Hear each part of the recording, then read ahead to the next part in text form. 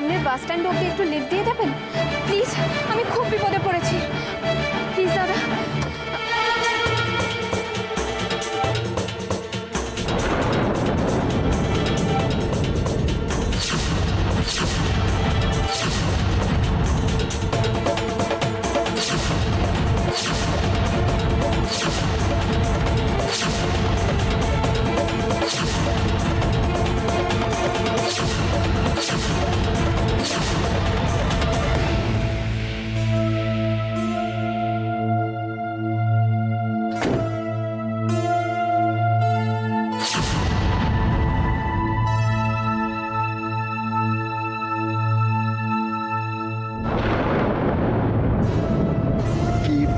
কি তুমি নিজেকে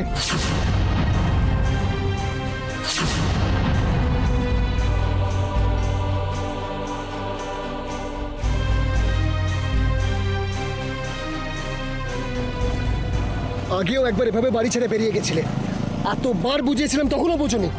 আমার কথাটা শোনার প্রয়োজন বোধ করো না? বল বল। একটা ফাঁকা হাইওয়েতে কত বিপদ হতে পারে, কত ঘটনা ঘটতে পারে, তোমার কোনো আইডিয়া আছে? নেই তো। তাহলে আমার কথাটা শোনার প্রয়োজন বোধ কেন করো না তুমি? Why don't you understand যে আমি সবকিছু তোমার খারাপ করার জন্য বলি না? নিজে যা ইচ্ছা, যেটা ইচ্ছা সবসময় সেটা করো কেন? অশ্মি তোমাকে এভাবে বেরোতে হেল্প করে ভুল তো করেছে, কিন্তু তার থেকেও বড় দোষ করেছো তুমি। এত রিস্ক নিয়ে বাড়ির থেকে বেরিয়ে এসছো, এটা সব থেকে বড় ভুল রাশি। আমার কোনো কিছু কোনোদিনও তোমাদের কাছে ঠিক বলে মনে হচ্ছে? একদম চুপ। তোমার মুখ থেকে আর একটা কথা আমি শুনতে চাই না। আমার অফিসে একটা ইম্পর্টেন্ট কাজ ছিল, সেটা ফেলে পাগলের মতন ছুটতে ছুটতে আমি এখানে চলে এলাম। তুমি আমার সব কাজ স্পয়েল করলে একটা তোমার ইডিওটিক অ্যাক্টিভিটির জন্য। তুমি এলে কেন?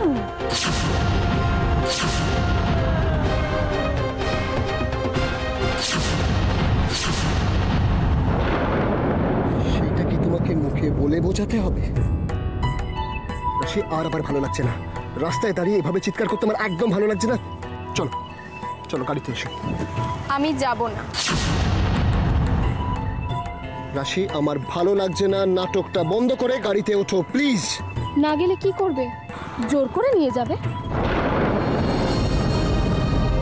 সেটা করতে চাই না বলেই ভালো কথাই বলছি, চলো।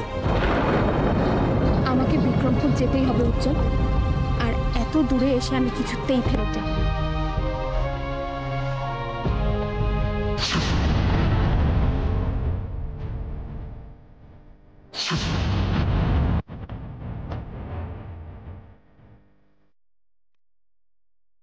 গাড়িতে চলো, গাড়িতে গিয়ে এই কথাগুলো আমরা বলবো।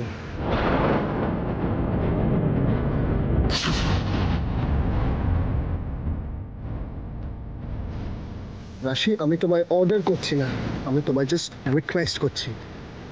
ড্রাইভার আছে, ফাঁকা highway, please try to understand. Request করছি, প্লিজ গাড়িতে ওঠো।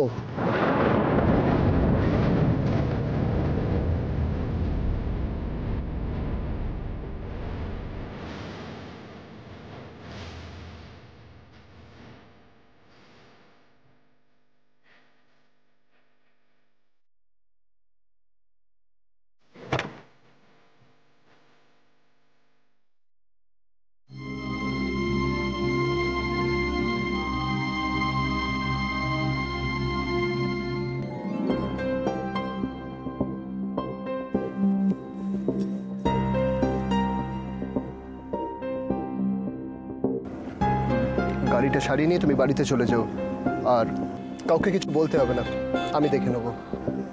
আচ্ছা ঠিক আছে।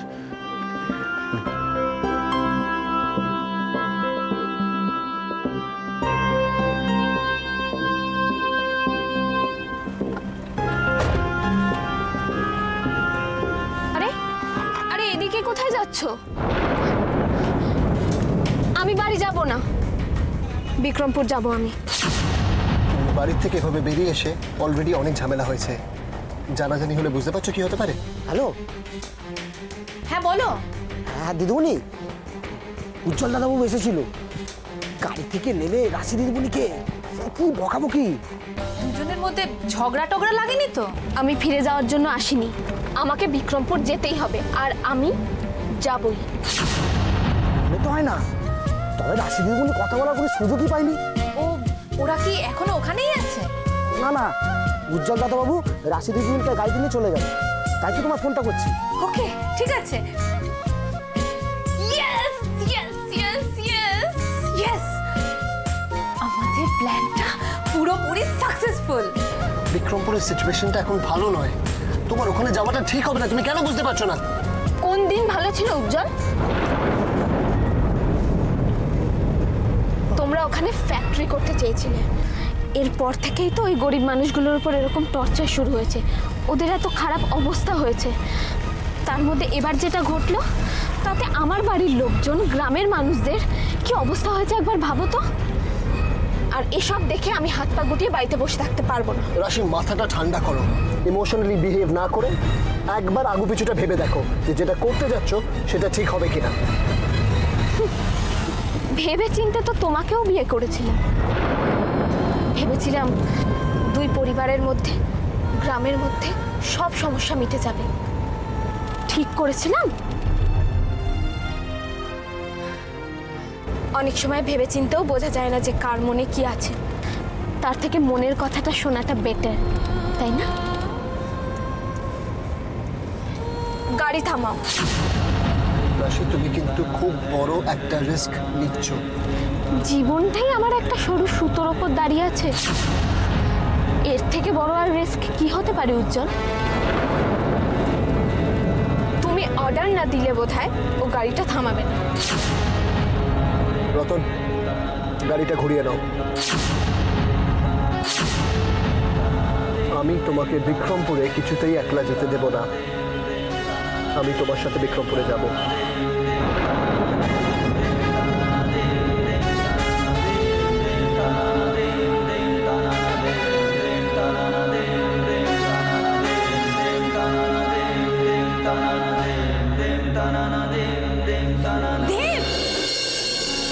তুমি ভালো এলে। আরে বাবা, আমি লেট করেছি তাই বলছো তো? কিন্তু এমন একটা খবর এনেছি না, শুনলে তোমার এই ওয়েট করাটা পুরোপুরি উসুল হয়ে যাবে। তাই? কিরকম? আমাদের সেকেন্ড স্টেপটা একদম সাকসেসফুল হয়েছে জানো। আরে বাবা, মদনদা ফোন করেছিল, বললো চোরদা ওখানে প্রথমে পৌঁছে রাশিকে খুব বকাবকি করেছে, কিন্তু তারপর বুঝিয়ে সুজিয়ে ঠিক নিজের গাড়িতে বসিয়ে ওকে নিয়ে চলে গেছে। ফাটাফাটি। যেটা ভেবেছিলাম সেটাই হয়েছে। আর এর জন্য তোমাকে একটা বিশাল বড় থ্যাঙ্কস।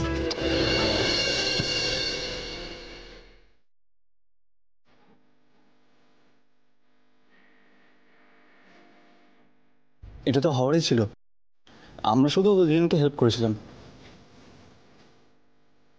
রাশিকে যখন ফার্স্ট টাইম দেখি তখন খুব অবাক হয়েছিলাম, ভেবেছিলাম এরকম একটা মেয়ে বাড়ির কাজের লোক হতে পারে, ভাবতে পারিনি।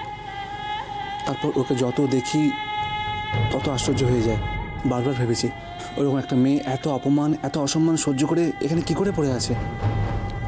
তারপর যখন বিক্রমপুরে গেলাম তখন বুঝতে পারলাম রাশি ওজিকে কতটা ভালোবাসে, কতটা ভালোবাসলে এতটা কষ্ট সহ্য করা যায়। আর সেটা আমি আজ বুঝতে পেরেছি দেব। যেমন কষ্টটা বুঝতে পেরেছি, সেরকমই আজ বুঝতে পারছি যে দুটো মানুষকে মিলিয়ে দেওয়ার আনন্দটা কতটা হতে পারে।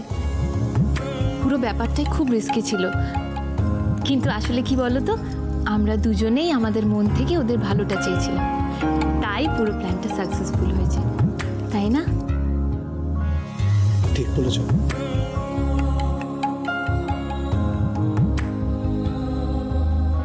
তোমাকে বিক্রমপুরে যেতে হবে না, তুমি বাড়ি ফিরে যাও। লিসেন, ফিরে গেলে আমি তোমাকে সঙ্গে নিয়েই ফিরবো। ক্লিয়ারলি আরেকটা কথা শুনে রাখো, তুমি যেখানে যাবে সেখানে আমি তোমার সঙ্গে যাব। বিক্রমপুরে তুমি কোনো মতেই একলা যাবে না। আমাকে নিয়ে হঠাৎ এত চিন্তা করছো? ভাবতে হবে না এত কিছু, আমি নিজেই নিজের পথ চলতে পারবো। তুমি যে অনেক কিছু পারো সেটা আমি খুব ভালো করে জানি, কিন্তু আনফর্চুনেটলি এটা হাইওয়ে, আর সেখানে আমি তোমাকে একলা ছাড়তে পারবো না। এই জেদটা তুমি কেন করছো আমি জানি না, এসবের কিন্তু কোনো মানে নেই উজ্জ্বল। সেই একই কথা তো আমি তোমাকেও বলতে পারি। Can't I say that? কিন্তু অপমান, দিনের পর দিন যন্ত্রণা সহ্য করার ক্ষমতাটা কিন্তু আমার তৈরি হয়েছে, তোমার হয়নি উজ্জ্বল। আর আমায় এভাবে বাড়ি থেকে বেরিয়ে আসার জন্য আমায় কি কি সহ্য করতে হবে সেটা আমি জানি, কিন্তু তুমি কি বলবে? কি উত্তর দেবে তোমার মমকে? রিস্কের কথা বলছিলে না? আমার থেকে অনেক বড় রিস্ক নিয়েছো তুমি। কি দরকার আমার জন্য তোমার মমের সাথে সম্পর্ক নষ্ট করার? তাছাড়া তোমার এখন বিক্রমপুরে যাওয়াটা ঠিক হবে না। সবাই মিলে ছোটকার নামে ধানের গোলায় আগুন দেওয়ার জন্য দোষ দিলেও সবাই তো জানে যে আসল দোষীটা কে।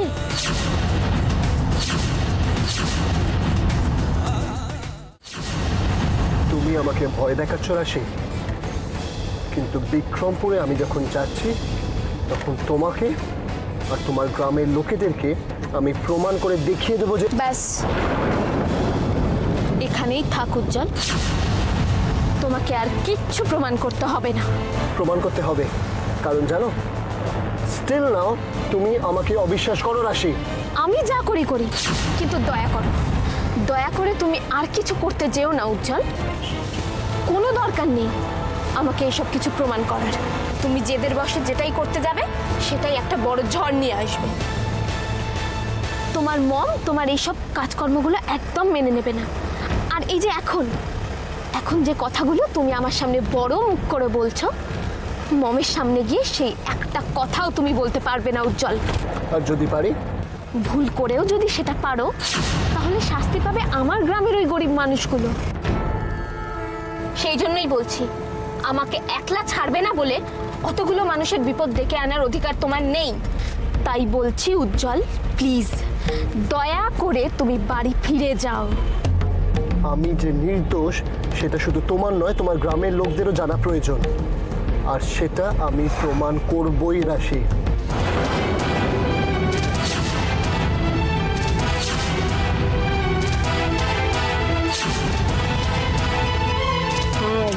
Good. Very good. Well done, Radhisha. Thank you madam, thanks. Actually কাজটা কিন্তু খুব সহজ ছিল না। মানে পুলিশ তো প্রথম দিকে হেভি টেটিয়া, নিজের জায়গা থেকে এক চুল নড়বে না। কাটে করে বোঝাচ্ছি যে প্রমথেশের হাত আছে এর পেছনে, পুরো ঘটনাটার পেছনে, তবুও বোঝেই না। এতগুলো গ্রামের লোক প্রমথেশের এগেনস্টে সাক্ষী দিয়েছে, রিপোর্ট করেছে, তারপর আবার পুলিশের কিসের প্রবলেম? না, প্রবলেম বলতে ওই মানে ঠোস প্রমাণ ছাড়া প্রমথেশকে নাকি অ্যারেস্ট করা যাবে। এতগুলো লোকের মুখের কথা প্রমাণ নয় নাকি? না, আমি সেটাও বলেছি।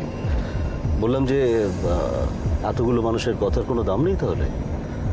তো ওই মানে আসলে যে বুঝতে না চায় তাকে ব্যাপারটা অন্যভাবে ডিল করতে হয়। তা আমি সেটাই করলাম। গাইগুই করছিল, আমিও লোভ দেখালাম, ব্যাস সব ম্যানেজ হয়ে গেল। বলে যে সময় মতো সব কাজ করে দেবে। Good, very good. আর শোনো, এই প্রতিবার একটা এরকম ঝামেলা হবে, তুমি সেটাকে সলভ করবে, এটা আমার আর ভালো লাগছে না, বুঝেছো? এবার যা করবে একটা পার্মানেন্ট ব্যবস্থা করো, যাতে কেউ আমাদের কাজ নিয়ে বা ইনফ্যাক্ট কোনো স্টেপ নিয়ে কোনো কথা যেন না বলতে পারে। ডোন্ট ওয়ারি, আপনি কিছু চিন্তা করবেন না, সব ব্যবস্থা আমি করে দেবো। অ্যাকচুয়ালি পুলিশ যখন আমাদের হাতের মুঠোয় এসে গেছে তখন সমস্ত কাজগুলো ম্যানেজ হয়ে যাবে, এটা আমি আশা করছি। দেখো, এই প্রবলেমটা সলভ করতে গিয়ে আবার নতুন একটা কোনো প্রবলেম ক্রিয়েট না হয় যেন। নতুন ঝামেলা বলতে আপনি ঠিক কি বোঝাতে চাইছেন? আমি ঠিক মানে রাধেশ্যাম, যে গ্রামে একটা রাশি জন্মাতে পারে সে গ্রামে আরো অনেক রাশি জন্মাতে পারে ইন ফিউচার, এটা মাথায় রেখো। সেটা আমি হতে দেব না ম্যাডাম। অ্যাকচুয়ালি রাশির ইমেজ এখন বিক্রমপুরের মানুষের কাছে ভিলেনের ইমেজ ছাড়া কিচ্ছু না। ডোন্ট ওয়ারি, আমি তো আছি। প্রবলেমটা ঠিক কোন জায়গায় বলো তো? মমের বোঝা নেই। আমি তো বুঝতে পারছি না মম কেন রাশি আর ছোটদার ব্যাপারটা বুঝছে না, নাকি বুঝতে চাইছে না। হয়তো একদিন বুঝবেন, কিন্তু ভয় একটাই, সেই বোঝাটা যেন দেরি না হয়ে যায়।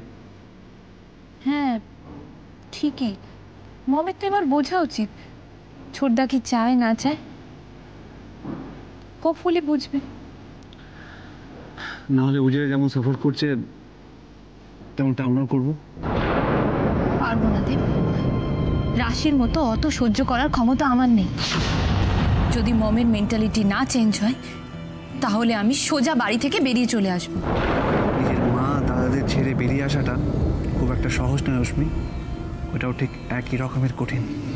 জানি, কিন্তু মম যদি আমাদেরটা না বোঝে, আমাদের কথা না ভাবে, তাহলে তো আর এটা ছাড়া কোনো পথ নেই বলো। কিন্তু কেন জানি না আমার মন বলছে আমাদের চাওয়াগুলো যখন পর পর ফুলফিল হয়েছে তখন পরেরগুলোও ঠিক হবে। হয়তো মম ছোটদার সাথে জোর করে রিটার বিয়ে দেবে না, হয়তো রাশিকে মেনে নেবে।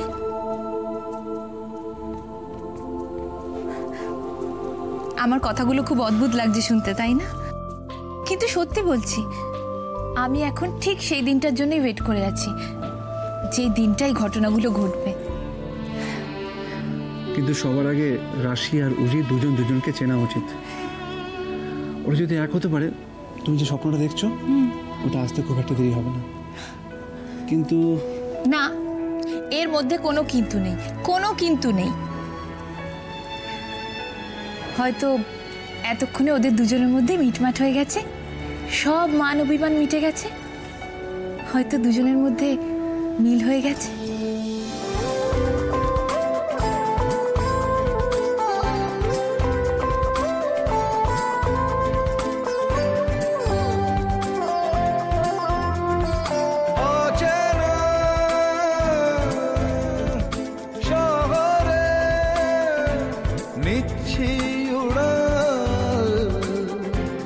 কেন আজকাল মিছি উড়াল, কেন আজকাল খুচরো ছোঁয়াতে ইচ্ছে ধোয়াতে রাখছি করে আড়াল, তোর নানান কথা আর নীরবতা আমার শুনতে সকাল। কেন আজকাল হয় মাতা,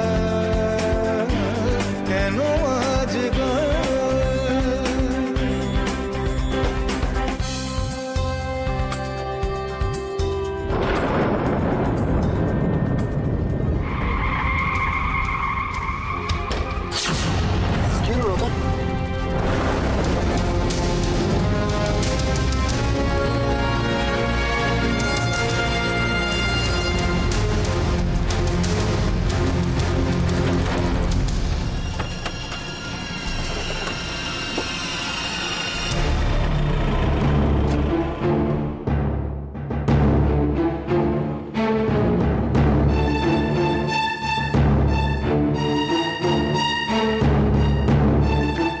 অফিসার।